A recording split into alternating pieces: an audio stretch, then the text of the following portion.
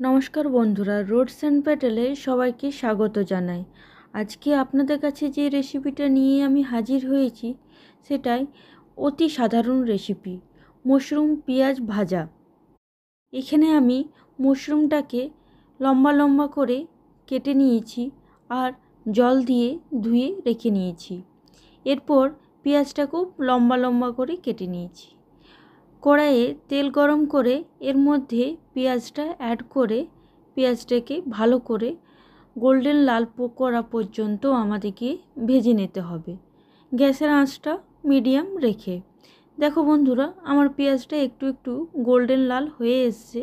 এর মধ্যে মাশরুমটা আমরা অ্যাড করে দেব। মাশরুমটা অ্যাড করে দেওয়ার পর আবার ভালো করে নাড়াচাড়া করব। এখানে আমি গ্যাসের আঁচটা হাই রেখেছি। আমরা তো জানি মাশরুমের মধ্যে একটু জল বেরোয়, তাই গ্যাসের আঁচটাকে হাই করে আমরা নাড়াচাড়া করব। এরপর 3 মিনিটের জন্য আমি ঢাকা দিয়ে রেখে দেব। 3 মিনিট হয়ে গেছে বন্ধুরা, দেখতেই পাচ্ছ মাশরুমে এখনও জল আছে। আবার একটু নাড়াচাড়া করে নেব। নাড়াচাড়া করে নেওয়ার পর আবার আমরা মাশরুমটাকে ঢাকা দিয়ে রেখে দেব 3 মিনিটের জন্য, যেহেতু মাশরুমে এখনও জল আছে। 3 মিনিট হয়ে গেছে বন্ধুরা, দেখতে পাচ্ছ মাশরুমে আর জল নেই, তেল ছেড়ে এসছে। এর মধ্যে আমরা এক এক করে মশলা অ্যাড করব। আমি এখানে লবণ অ্যাড করেছি, আপনারা স্বাদ মতন লবণটা অ্যাড করে নেবেন। এরপর হাফ চামচের মতন হলুদ গুঁড়ো অ্যাড করে দিলাম আর হাফ চামচের মতন কাশ্মীরি রেড চিলি পাউডার আর ছোট চামচে 1 চামচ গোলমরিচ গুঁড়ো অ্যাড করে আবার ভালো করে নাড়াচাড়া করব। এখানে আমি গ্যাসের আঁচটা মিডিয়াম রেখেছি যাতে মশলাগুলো পুড়ে না যায়। আবার ভালো করে একটু নাড়াচাড়া করে ভাজবো আমরা।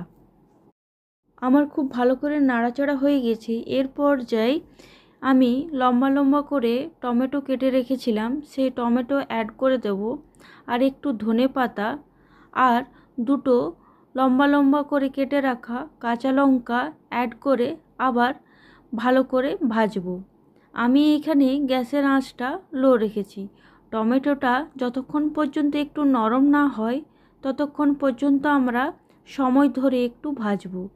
টমেটোটা নরম করার জন্য আমি এখানে ঢাকা দিয়ে রেখেছিলাম 2 মিনিটের জন্য।